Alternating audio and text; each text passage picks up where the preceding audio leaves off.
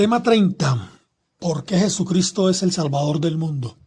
El plan de salvación de los seres humanos concebido por Dios es el más extraordinario plan que ningún ser hubiese podido diseñar.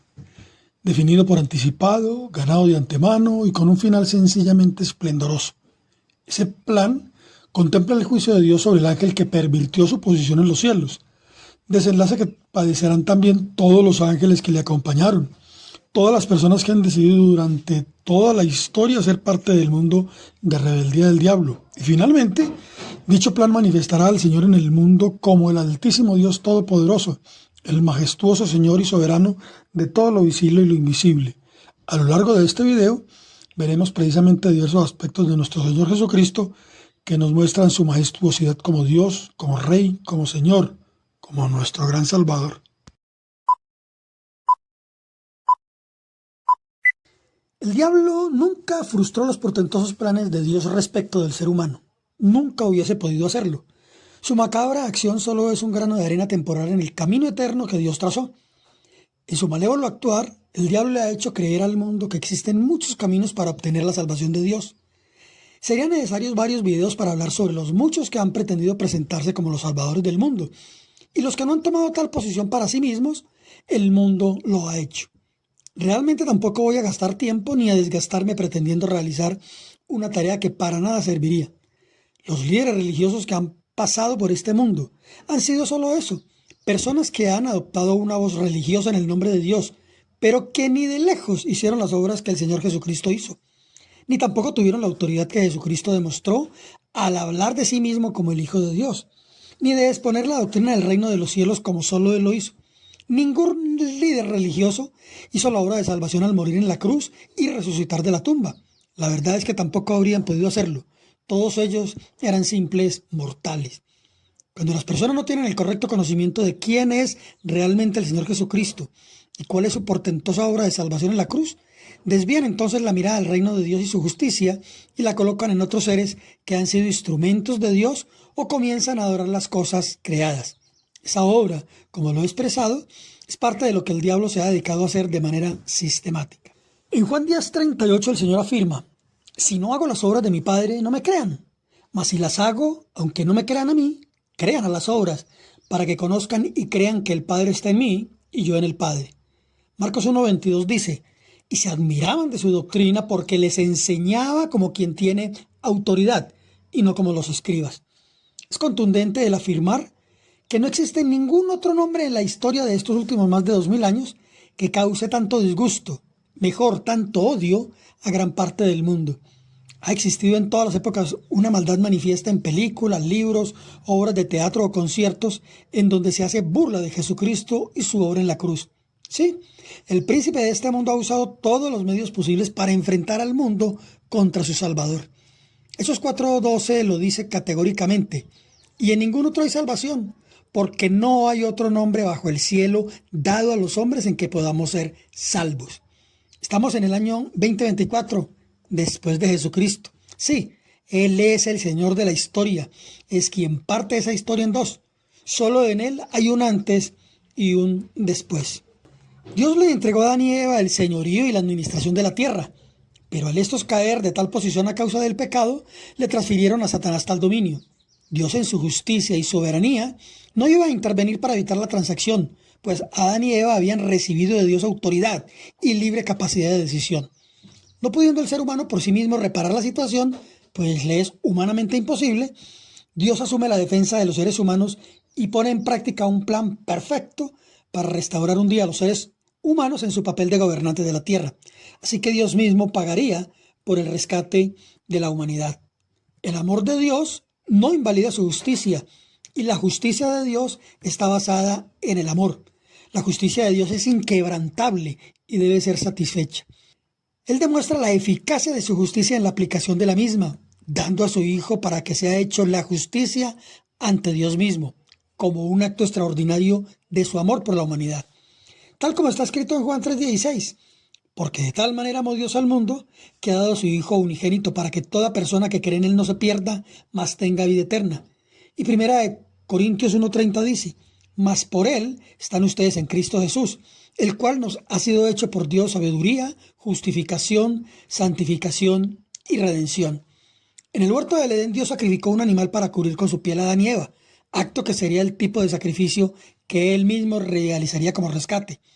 Al ser imposible para el ser humano pagar su propio rescate, se convierte en el rescatado al ser pagada la deuda por Dios, y es a eso a lo que se le llama redención. Por eso Jesucristo es nuestro Redentor. Nosotros, como los redimidos, habiendo sido justificados por la obra redentora de Jesucristo, recuperamos la posición que Adán y Eva habían perdido. Sí, el mandato dado por Dios respecto de Adán y Eva como gobernantes de la tierra se cumplirá. ¿Por qué Jesucristo es el Salvador? La respuesta es absolutamente irrefutable, porque Él es el Señor del universo. Los primeros capítulos del libro de Hebreos nos llevan a la gloriosa revelación de nuestro Dios y Padre, y nos muestran la grandiosidad de nuestro Dios, Señor y Salvador Jesucristo. Revelación que nos amplía el entendimiento de la gloria que Dios le dio a los seres humanos, haciéndoles un poco menor que los ángeles y colocándoles sobre la obra de sus manos. Esta postura está sustentada en Hebreos 2:7, que dice: ¿qué es el hombre para que te acuerdes de él? ¿O el hijo del hombre para que le visites? Le hiciste un poco menor que los ángeles, le coronaste de gloria y de honra y le pusiste sobre la obra de tus manos. Vemos que Dios llama las cosas que no son como si ya fuesen. Él afirma que todo lo sujetó a los pies de los seres humanos. Si bien el versículo 9 dice: pero todavía no vemos que todas las cosas le sean sujetas.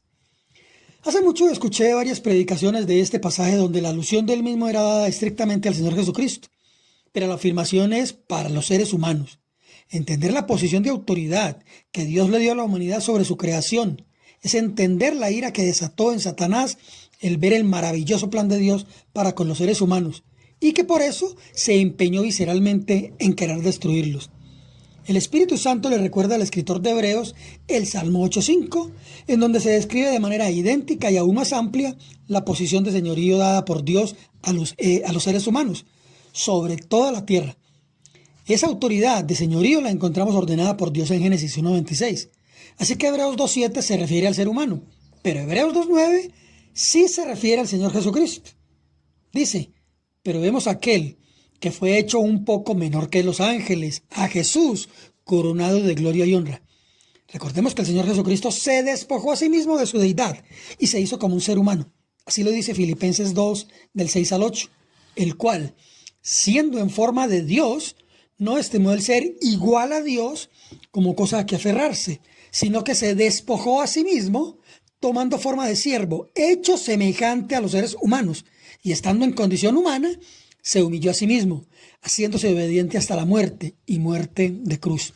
De Señor del universo, descendió hasta convertirse en un cordero para el sacrificio, el cordero perfecto, tipificado desde el huerto del Edén, como ya lo expresé, cuando Dios sacrifica un animal para cubrir a Adán y Eva con su piel. Esa cobertura simboliza la salvación y el amor de Dios por sus criaturas. Hebreos 1:3 dice que Jesucristo es la imagen misma de su sustancia, de Dios. En algún momento de la eternidad, Dios emana de sí mismo, de su propia naturaleza y sustancia, un ser que es la gloria de Él mismo. Colosenses 2:9 dice: porque en Él habita corporalmente toda la plenitud de la deidad. Desde ese momento, ese ser engendrado es llamado por Dios mismo como Hijo. Y dice Hebreos 1:8, mas del Hijo dice: tu trono, oh Dios. Y lo constituyó heredero de todo como lo dice el versículo 2.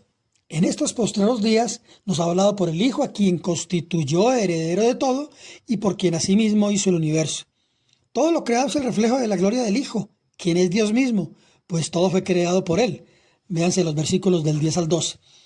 En esa línea de pensamiento continúa entonces diciendo que ese ser uno del Antiguo Testamento, si bien el Señor Jesucristo ya se había manifestado en este mundo varias veces como hombre y haya sido reconocido como el Señor, como el caso de Abraham, no se había presentado como parte de la deidad. Esa presentación tiene lugar cuando Él viene a este mundo como el Cordero de Dios, el Hijo de Dios hecho carne, para quitar los pecados del mundo. Es en ese comienzo del final de los tiempos cuando el Señor presenta a Dios en la calidad de su Padre y nuestro Padre, y en donde el mismo Jesús dice proceder del Padre y ser uno con Él. Como consta en Juan capítulo 8, versículo 19, capítulo 15, versículos 23 al 24, Mateo 11, 25 al 27 y Lucas 24, 49. Jesús mismo, por proceder del Padre y ser de la misma naturaleza divina, también recibe el nombre del Yo Soy. Él es el eterno Yo Soy. Por eso en el Monte de los Olivos, cuando los soldados llegaron para apresarle junto con una turba de gente y preguntaron quién era Jesús, al él responder Yo Soy, todos alrededor cayeron al piso. Así testifica Juan 18:6. Cuando les dijo Yo Soy, retrocedieron y cayeron a tierra. Toma entonces sentido la expresión plural hagamos, que en Génesis 1:26 Dios mismo usa para referirse a la deidad. Pluralidad que David también expresó y que está registrado en Mateo 22:43b al 44. Entonces Jesús les dijo, pues ¿cómo es que David, inspirado por el Espíritu, lo llama Señor? Porque David dijo el Señor a mi Señor. Además están todas las alusiones del Señor Jesucristo respecto del Padre. Lucas 4:46, yo he sido enviado. Juan 5:43, yo he venido en nombre de mi Padre. Juan 14:28, el Padre mayor que yo es. Juan 17:3, y esta es la vida eterna, que te conozcan a ti, el único Dios verdadero, y a Jesucristo a quien has enviado. Asimismo, la imagen del Espíritu Santo como parte de la deidad, cuando dice en 2 Corintios 3:17, el Espíritu es el Señor. Y la manifestación trina de Dios, cuando el Señor Jesucristo es ungido para su ministerio, como se ve en Mateo 3, versículos 16 al 17. Véase también 1 Juan 5:7. Juan 1, del 1 al 4 dice, en el principio era el Verbo, y el Verbo era con Dios, y el Verbo era Dios. Este era en el principio con Dios. Todas las cosas por Él fueron hechas, y sin Él nada de lo que ha sido hecho fue hecho. En Él estaba la vida, y la vida era la luz de los hombres. Pablo en 1 Corintios 1:3 dice, bendito sea el Dios y Padre de nuestro Señor Jesucristo. Expresión que también encontramos en Efesios 1, del 2 al 3 y versículo 17, Romanos 1:7 y 1 Tesalonicenses 1:1. Yo creo entender que para el tiempo de los 6,000 años y algo más que de la humanidad en la tierra, Dios se ha manifestado de manera plural, lo que yo llamo la triunidad de Dios. Así que Dios era uno y será nuevamente uno. En Revelaciones 20, 11 al 12, vemos en el trono el mismo en donde antes había uno sentado en él y a su diestra el Cordero de Dios, el Hijo del Hombre, veremos a un solo ser. Que Dios volverá a ser uno, lo confirma Zacarías 14:9. Entonces el Señor será rey sobre toda la tierra. En aquel día Dios será uno y uno será su nombre. Además, Revelaciones 3:12 dice que Él tendrá un nombre nuevo. Hebreos 15, versículos 5 al 6, nos muestra que cuando el Señor Jesucristo es introducido en el mundo, no lo hace como espíritu, tampoco en su naturaleza divina, sino que toma forma totalmente humana. Desde hace muchos años entendí que el Señor Jesucristo no estuvo en esta tierra durante el desarrollo de su ministerio, siendo 100% hombre y 100% Dios, como generalmente se ha enseñado en algunos sectores cristianos. La Biblia nos enseña que el Señor vino haciéndose como uno de nosotros, un ser humano, pero sabiendo quién era. A diferencia de todos los seres humanos, Jesucristo tenía una perfecta relación espiritual con su Padre. Claro, eran uno. A los 12 años Él dice estar en los negocios de su Padre. Así lo vemos en Lucas 2:49. El Señor Jesús, por encima de todos los profetas, tenía todo el poder para poder revelar el misterio dispuesto para el final de este mundo. Revelar al Padre, como dice Mateo 11:27. Nadie conoce al Hijo sino al Padre, ni nadie conoce al Padre sino el Hijo y aquel a quien el Hijo se lo quiera revelar. Es por ello que Jesús le dice a Felipe en Juan 14:9, el que me ha visto a mí, ha visto al Padre. En el Antiguo Testamento los profetas hablaban de Dios como Padre, pero nunca ninguno de ellos podría haber revelado el Padre de la manera personal que Jesús lo hizo, pues Él, repito, es igual al Padre en su naturaleza divina. El Señor, antes de los 30 años, no hizo ningún milagro, no sanó ningún enfermo, y es un hecho que cada día veía enfermos por las calles y entre sus amigos y conocidos. No liberó ningún endemoniado, y con seguridad había no pocos. Solo hasta que fue ungido por el Espíritu Santo y fue lleno de él, es que desarrolló un ministerio evidenciado por prodigios, milagros y señales. Así que como él necesitó ser lleno del Espíritu Santo para poder hacer un ministerio poderoso, asimismo nosotros también necesitamos del Espíritu Santo para poder vivir una vida cristiana que manifieste el reino de los cielos. El Señor Jesucristo es la suprema autoridad del universo. El mensaje que Dios nos da a través de Hebreos es mostrar la grandiosidad de Jesús. Él es el autor de la vida, el autor de todo lo creado. Además de ello, nos muestra que Jesús es el perfecto profeta de Dios. El versículo 1 dice: Dios, habiendo hablado hace mucho tiempo, en muchas ocasiones y de muchas maneras a los padres por los profetas, en estos últimos días nos ha hablado por su Hijo. Efesios 1, 20, 21 dice que Dios Padre sentó a su Hijo Jesucristo a su diestra, sobre todo principado, autoridad, poder y señorío, y sobre todo nombre que se nombre. Y Colosenses 2:10 lo confirma, que Jesucristo es la cabeza de todo principado y potestad. Colosenses 1:15 dice: Jesucristo es la imagen del Dios invisible, el primogénito de toda creación.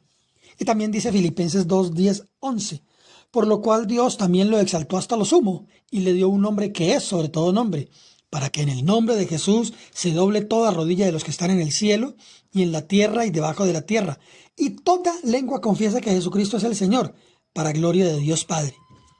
En Isaías 45:23 dice Dios: ante mí se doblará toda rodilla. Recordemos el ángel ante quien Juan quiso postrarse, que le dijo que no debía hacerlo porque él era también un consiervo y que ante quien debía adorar postrándose era ante Dios. La relación de los dos versículos, tanto en el Antiguo como en el Nuevo Testamento, expresa claramente la deidad de Jesucristo, ante quien muy pronto toda rodilla se doblará. Sí, aún todas aquellas personas cegadas por el diablo en todas las épocas, que han muerto en su odio contra el Señor Jesucristo, y las que estén vivas en su regreso, doblarán sus rodillas en adoración y reconocimiento ante el Señor. El momento máximo de adoración al Señor Jesucristo por su victoria en la cruz lo vemos en Revelaciones 5, del 9 al 14. Y miré, y vi que en medio del trono y de los 4 seres vivientes y en medio de los ancianos estaba en pie un cordero como inmolado, que tenía 7 cuernos y 7 ojos, los cuales son los 7 espíritus de Dios enviados por toda la tierra. Y vino y tomó el libro de la mano derecha del que estaba sentado en el trono. Y cuando hubo tomado el libro, los 4 seres vivientes y los 24 ancianos se postraron delante del cordero. Todos tenían arpas y copas de oro llenas de incienso, que son las oraciones de los santos, y cantaban un nuevo cántico diciendo: digno eres de tomar el libro y de abrir sus sellos, porque tú fuiste inmolado, y con tu sangre nos has redimido para Dios de todo linaje y lengua y pueblo y nación, y nos has hecho para nuestro Dios reyes y sacerdotes, y reinaremos sobre la tierra. Y miré, y oí la voz de muchos ángeles alrededor del trono y de los seres vivientes y de los ancianos, y su número era millones de millones, que decían a gran voz: el cordero que fue inmolado es digno de tomar el poder, las riquezas, la sabiduría, la fortaleza, la honra, la gloria y la alabanza, y a todo lo creado que está en el cielo y sobre la tierra y debajo de la tierra y en el mar, y a todas las cosas que en ellos hay, oí decir: al que está sentado en el trono y al cordero sea la alabanza, la honra, la gloria y el poder por los siglos de los siglos. Los 4 seres vivientes decían: amén. Y los 24 ancianos se postraron sobre sus rostros y adoraron al que vive por los siglos de los siglos. El Señor Jesucristo fue el agente creativo de Dios. El versículo 2 dice: por medio de quien también creó el universo. Juan 1:3 dice: todas las cosas fueron hechas por medio de Él, y sin Él nada de lo que ha sido hecho fue hecho. Hebreos 1, del 10 al 12 dice: tú, oh Señor, en el principio fundaste la tierra, y los cielos son obra de tus manos. Ellos perecerán, mas tú permaneces, y todos ellos envejecerán, como una vestidura, y como un vestido los envolverás, y serán mudados. Pero tú eres el mismo, y tus años no acabarán. Veas el Salmo 102, 24 al 27. El Señor Jesucristo es la gloria personificada de Dios.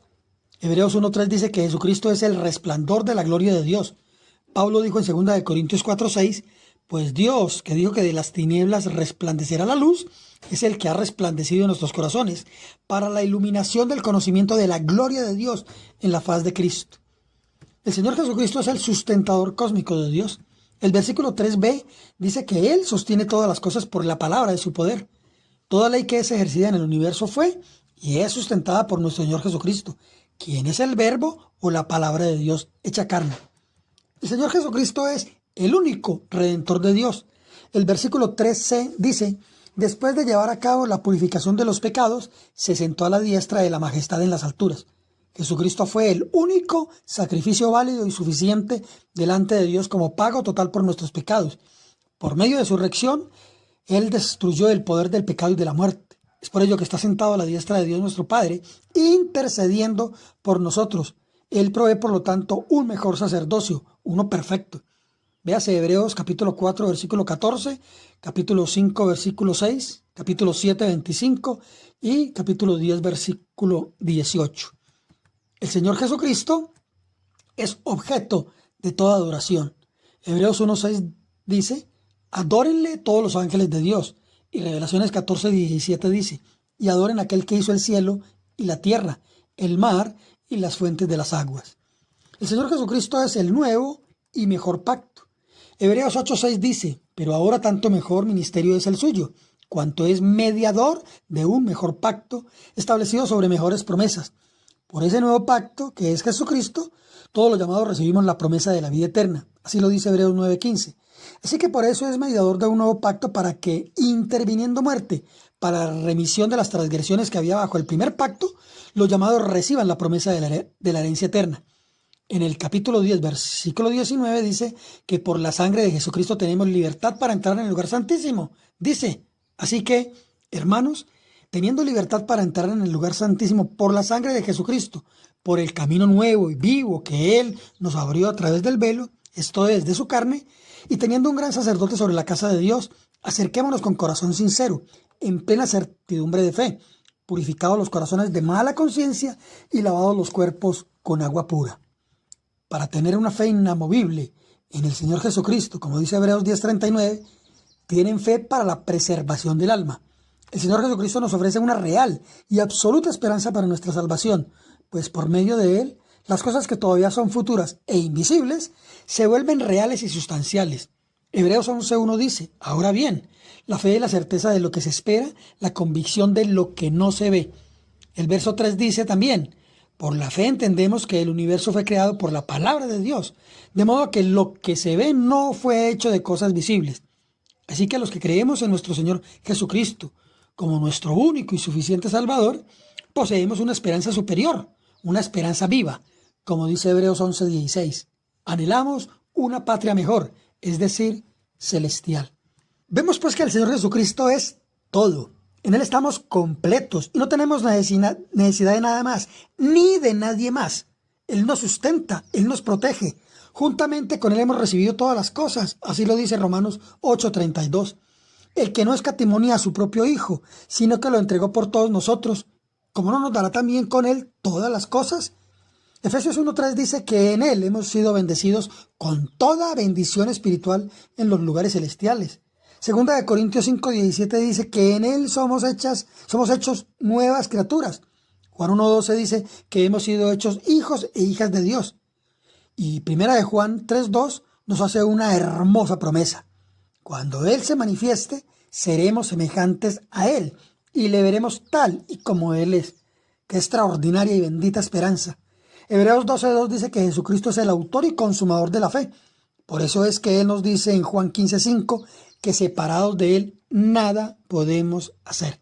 En Él tenemos la promesa del Padre, que es su Espíritu Santo morando en cada uno de los creyentes, quien es el Espíritu de verdad. Así se encuentra en Juan 15:26 y capítulo 16:13. Que es el Espíritu de vida, tal como lo dice Revelaciones 11:11. Que es el Espíritu de santidad, Romanos 1:4. Es el Espíritu de poder, de amor y de dominio propio que nos ha sido dado, segunda de Timoteo 1:7. El Espíritu Santo es todos los recursos de Dios y el reino de los cielos morando en nosotros. El Espíritu Santo da testimonio a nuestro espíritu de que somos hijos e hijas de Dios, Romanos 8:16. El Espíritu Santo es la unción de Dios para cada persona que le ha entregado su vida a Dios, primera de Juan 2:20. Jesucristo es el único intercesor entre Dios y los hombres. Primera de Timoteo 2:5 dice, porque hay un solo Dios y un solo mediador entre Dios y los seres humanos, Jesucristo hombre. La religión ha enseñado que existen otros seres que interceden ante Dios, lo cual sabemos es un gran engaño, pues se opone a la verdad del manual de Dios. Jesucristo es el primogénito de los muertos. Jesucristo, el último Adán, Llevó en la cruz del Calvario a ese Adán natural, carnal, almático y sujeto a pasiones naturales que con su naturaleza pecadora le hacía ser un ser anticristo, y destruyéndolo en la cruz liberó a toda la humanidad del lastre que traía desde el huerto del Edén, la maldición que nos llevó a la muerte. Así lo describe Colosenses 2:14. Anulando el acta de los decretos que había contra nosotros, que nos era contraria, quitándola de en medio y clavándola en la cruz. Resucitando al tercer día se convierte en el Adán espíritu vivificante, representando la restauración del ser humano en la condición en la que se encontraba antes de la caída, pues ningún diablo ni ningún poder puede frustrar los buenos propósitos de Dios, que en su gran amor y sabiduría determinó para la humanidad. Gloria y honra sean dadas al Dios omnipotente. Jesucristo es nuestro sumo sacerdote. Miremos con cuidado este maravilloso pasaje de Hebreos 7, del 17 al 28, y capítulo 8, versículos 1 al 17, que dice: Tú eres sacerdote para siempre, según el orden de Melquisedec. Por tanto, Jesús es hecho fiador de un mejor pacto. Y los otros sacerdotes llegaron a ser muchos, debido a que por la muerte no podían continuar.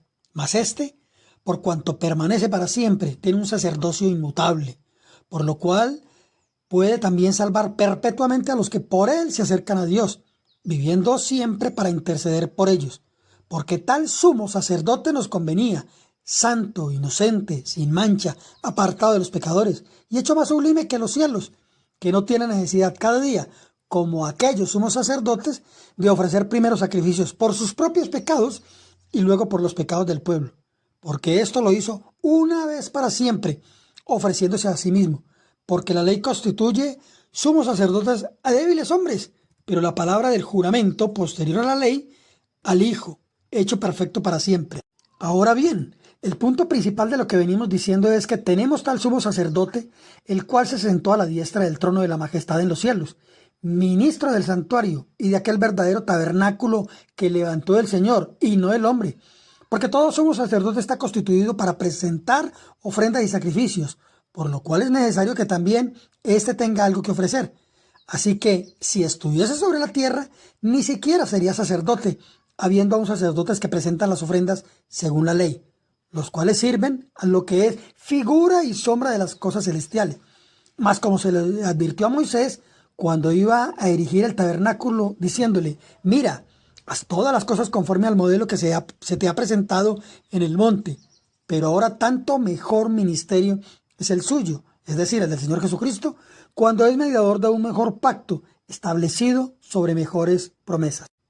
Muchas cosas más podemos decir de nuestro Señor y Salvador Jesucristo, como que Él es el único camino al Padre, así lo dice Juan 14:6. Yo soy el camino, la verdad y la vida, y nadie viene al Padre sino por mí. Y que también es la puerta, la única, para entrar al reino de Dios, como lo dice Juan 10, del 8 al 9. Yo soy la puerta de las ovejas. Todos los que antes de mí vinieron ladrones son y salteadores, pero no los oyeron las ovejas. Yo soy la puerta. El que entra por mí será salvo, y entrará y saldrá y hallará pastos. Es así como cada persona que le ha entregado su vida al Señor Jesucristo, quienes hemos sido lavados con la sangre que Él derramó en la cruz, y por lo tanto hemos sido hechos hijos e hijas de Dios, llevamos ahora la imagen del celestial. El Espíritu Santo está formando a Cristo en esa nueva creación que es la persona nacida de nuevo. El Señor Jesucristo dice en Juan 17:14: yo les he dado tu palabra, y el mundo los aborreció, porque no son del mundo, como tampoco yo soy del mundo. Hablo para todas aquellas personas, creyentes o no, los unos para que su fe sea fortalecida y los otros para que sepan que Dios les ama, que hoy el Salvador del mundo está aún con sus brazos abiertos y dispuestos para todo aquel que necesite su abrazo, que Él llena el enorme vacío del corazón de todas las personas y que definitivamente no hay a dónde más ir. Como dijese Pedro en Juan 6:68, Señor, ¿a dónde iremos? Tú tienes palabras de vida eterna. Recuerda lo que dice Hechos 16:31, cree en el Señor Jesucristo y serás salvo tú y tu casa. Gracias Dios Padre por tu don inefable. Que Dios les bendiga.